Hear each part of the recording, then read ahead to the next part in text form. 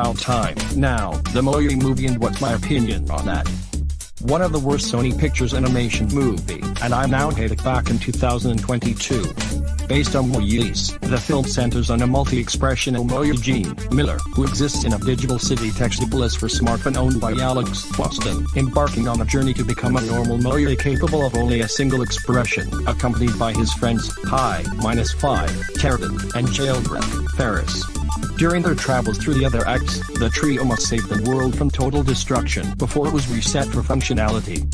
I execrated script, humor, use of product placement, tone, voice performances, lack of originality, and plot, with negative comparisons and similarity to other animated films, especially Wreck-It Ralph, 2012, The Lego Movie, 2014, and Inside Out, 2015. The Moe movie was a commercial success. Now let me get this straight. This is a sequel that I already hate, along with the first Smurfs movie. I hated humor, characters, plot, screenplay and perceived lack of fidelity to its source material.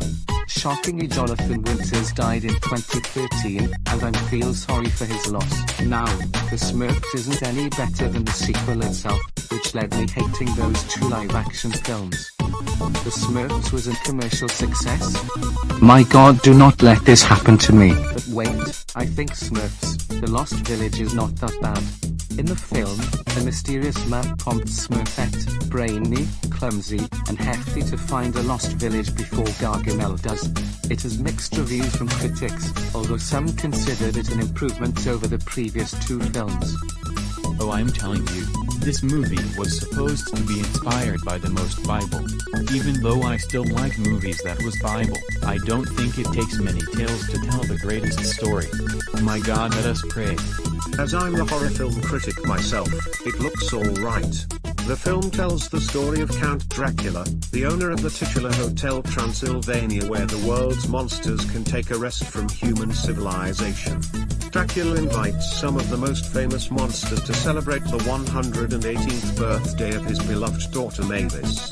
When the human-free hotel is unexpectedly visited by an ordinary 21-year-old traveler named Jonathan, Drac must do everything in his power to prevent Mavis from falling in love with him before the hotel's guests learn a human is in the castle, which may jeopardize the hotel's future and his career.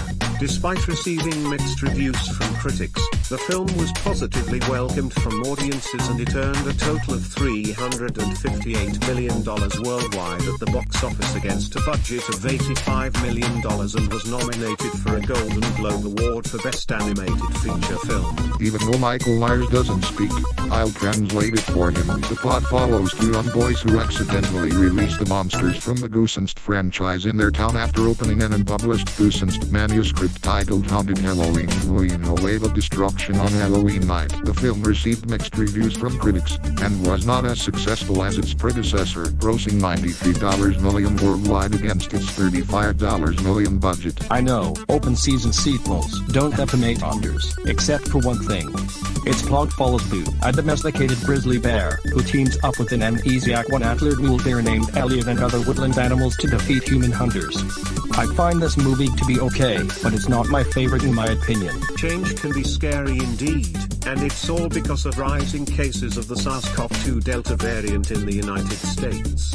In the film, Dracula and Johnny, Harlan Samberg, who transformed into a human and monster, must find the way to South America to revert it, before their transformations become permanent.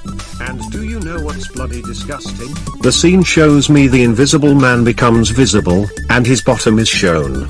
It is also shown at the end of the credits. Bloody god of this disgrace. Well, I remember watching Hotel Transylvania 2 since I was a kid, and it was very funny that they made me laugh.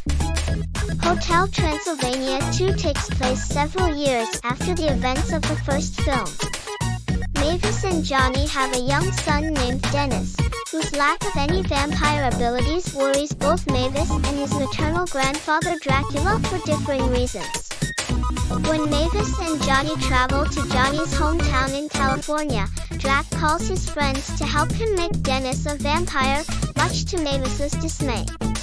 And so does Hotel Transylvania 3, summer vacation, it really did make me laugh.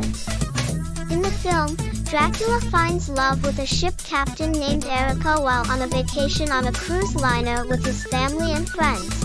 But Mavis later discovers that Erica is actually the great-granddaughter of Abraham Van Helsing, Drac's arch-nemesis. What? She knows my arch-enemy. Too bad it was also the final film in the franchise to feature Adam Sandler and Kevin James as Dracula and Frankenstein, respectively, as Brian Hull and Brad Abrell both replaced them for the next and final installment, Hotel Transylvania, Transformania, which was released on January 14, 2022, which was not a good movie and it would be permanent. The only person who said the countryside was peaceful was me, and it did make me laugh a lot.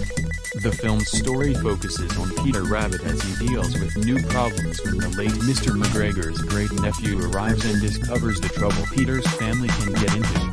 The film received mixed reviews from critics mainly for its deviations from the source material. That rascal Rebel Rabbit will not steal me. So it's Wish Dragon and movie for Netflix, right? Very good movie. It also shows me how laughable I am right now. Because look what's happening to my own hairstyle. It's all magical. Well, Claudiuita chanson met vals ways okay. The film's plot focuses on Flintlock Wood and his friends returning to Svalbard to save the world after the presumed destroyed FLDSM-DFR reactivates, this time creating sentient food creatures. The film received generally positive reviews from critics, though it was made inferior to its predecessor. Cooking is my thing. Wow! One of my favorite animated movies in 2019. Even though the film was not as successful as its predecessor, I think this movie is one of the best Angry Birds movie ever along with the Angry Birds movie. In the film, Birds Red, Sudeikis, Chuck, Gad, Bomb, McBride, and Sliver, Bloom, are forced to team up with Pigs Leonard, Hater, Courtney, Aquafina, and Gary, Brown, to foil plans by Zeta, Jones, and the rest of the Eagles on Eagle Island when an advanced giant ice ball weapon threatens both of their islands. And what always I love its voice performances and humor, with many considering it an improvement over its predecessor. Chuck is very funny and he made me laugh. I think I will pick Goosebumps, and this movie is very funny. Based on R.L. Stein's children's horror book series of the same name, it stars Jack Black as a fictionalized version of Stein who teams up with his teenage daughter, Hodea Rush, and their neighbor, Dylan Minnette, to save their hometown after all of the monsters from the Goosebumps franchise escape from his works, wreaking havoc in the real world. I really love the humor and many references to the Goosebumps franchise. We Are Penguins really like Surf's Up, a major ocean picture. It is a parody of surfing documentaries, such as The Endless Summer and Riding Giants, with parts of the plot parodying North Shore. Real-life surfers Kelly Slater and Rob Machado have vignettes as their penguin surfer counterparts. To obtain the desired handheld documentary feel, the film's animation team motion captured a physical camera on operator's moves. I like its animation and humor. My favorite movie really did make me laugh. What is up with this camera anyway? The first Claudiuita chanson met vals looks good in my opinion. The film centers around an aspiring inventor named Flintlock Wood who develops, following a series of failed experiments, a machine that can convert water into food. After the machine gains sentience and begins to develop food storms, Flint must stop it in order to save the world. We like colorful visuals, humor, characters, voice acting, and discord, but the simple character designs were said to be unfitting. The Pirates in an Adventures with Scientists, or The Pirates Band of Misfits. I always choose both. It follows a crew of amateur pirates in their attempt to win the Pirate of the Year competition. Has everyone saw this movie before? Yes! This movie made me, Captain Cute, and TJ the Pirate Teddy Bear laugh. Speaking of laughable, Vivo is also funny as well, and it made me laugh all the time. The story follows Vivo, Miranda, a music-loving kinkajou, who embarks on the journey of a lifetime to fulfill his destiny and must deliver a love song to Marta Sandoval, as Stefan, a retiring singer. And as I love the music, I always love the animation, voice performances, and musical numbers. My favorite song of all time was My Own Drum, along with Call Me Maybe. Even though it's not Christmas, Arthur Christmas is very funny movie of all time. The film is set on Christmas Eve, and centers on Arthur Claus, the clumsy but well-meaning son of Santa Claus, who discovers that his father's high-tech ship has failed to deliver one girl's present. Accompanied only by his free-spirited and reckless grandfather, an enthusiastic young Christmas elf obsessed with wrapping gifts for children, and a team of reindeer, he embarks on a mission to deliver the girl's present personally. Spider-Man: Into the Spider-Verse is one of my favorite animated movies of 2018. Anyways, the film's story follows Miles Morales as he becomes the new Spider-Man and joins other Spider people from various parallel universes to save his universe from Kingpin. I really love its animation, characters, story, musical score, voice acting, and humor. Okay. So, my most favorite Sony Pictures animation of all time was The Mitchells vs. the Machines. What did she pick? I'm going senseless.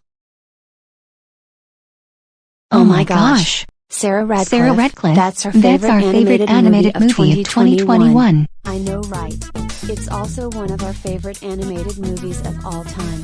The film follows the dysfunctional Mitchell family that winds up having to save Earth from a global uprising of robots while on a road trip. We really love its animation, voice acting, action sequences, themes, humor, and LGBT representation. Well, what happened with our rules? Thank you for being with us today. Wow, Sarah, that was the best movie that we ever watched. Yeah. It was one of the best animated movies of 2021. I agree with Alba Radcliffe.